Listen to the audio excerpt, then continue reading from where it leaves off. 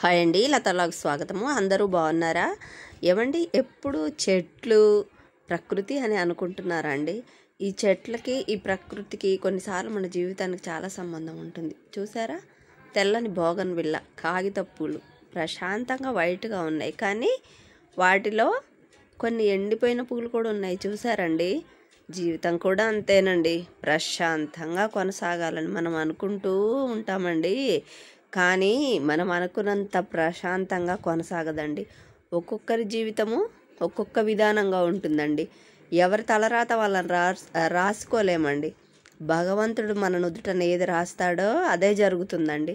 అవన్నీ నిరుత్సాహపడకూడదండి. చూసారా, కొందరి జీవితము రంగులమయంగా ఉంటుంది. చూడండి, ఈ పువ్వుల్లాగా తెల్లని కాగితప్పూలు, పింక్ కలర్ కాగితప్పూలు, ముదురు కనకాంబరం రంగు కాగితప్పూలు, ఇలా రంగులమయంగా కొందరి జీవితం ఉంటుందండి. ఇంకా కొందరి అంటే ఇదంతా కూడా మనము అనుకున్నట్టు రాసుకున్నట్టు ఉండదండి. ఇదంతా దేవుని సంకల్పం అండి. ఏదో సినిమాలో చెప్పినట్టు ఎవరికి ఉండదండి. ఏదో అమితాబ్ బచ్చన్ కొడుకులాగో, లేకపోతే ఎవరో ముఖ్యమంత్రి లాగో, లేకపోతే ఎవరో హీరో లాగో, లేకపోతే హీరోయిన్ లాగో పుట్టాలనే ఉంటుందండి అందరికీ కూడా. కానీ అట్లా ఉండదండి, వేరే విధంగా ఉంటుందండి లైఫ్ అంతా. అన్నీ మనం అనుకున్నట్టుగా జరిగితే జీవితం ఏముందండి? దేవుడు ఎందుకండి? అన్నీ మర్చిపోతాం కాబట్టి జీవితంలో కష్టాలు సుఖాలు ఉంటాయండి. ఒక్కొక్క జీవితం ఏమో రంగురంగుల పువ్వుల్లాగా సాగితే, ఒక్కొక్క జీవితం ఏమో కష్టాలు కన్నీళ్ళ మధ్యన సాగుతుందండి. ఎలా సాగినా ఈ పువ్వుల్లాగా కొంతమంది కష్టాలన్నీ దాచిపెట్టుకొని చక్కగా నవ్వుతున్నాయి. చూసారా, పువ్వులు ఏ బాధ లేకుండా అట్లా నవ్వుతారండి. కొంతమంది ఏమో తట్టుకోలేక ఏడుస్తూ ఉంటారండి. ఏం చేస్తామండి? ఏమి చేయడానికి లేదు. చాలా జీవితం ఎలాంటిదైనానండి, అడుగేసుకుంటూ ముందుకెళ్తేనే లైఫ్ అండి. అంతే తప్ప భయపడి కొద్దిగా వెనక్కి తగ్గామా ఇంక అంతేనండి. ఇంకా దీంట్లో ఇవి చాలా అన్నట్టు మనం చూసి నవ్వేవాళ్ళు, మనం చూసి ఎగతాళి చేసేవాళ్ళు ఎన్నో రకాల మనుషులండి. ఇంకా నవ్వినా ఎగతాళి చేసినా ఏం చేసినా ముందుకు వెళ్తూ ఇలా తెల్లగా ఈ పువ్వుల్లా కనిపించాలండి.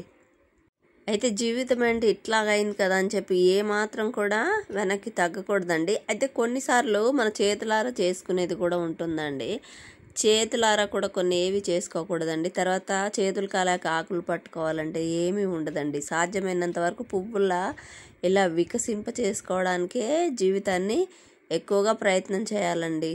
కానీ అన్ని సందర్భాల్లో కుదరదులేండి.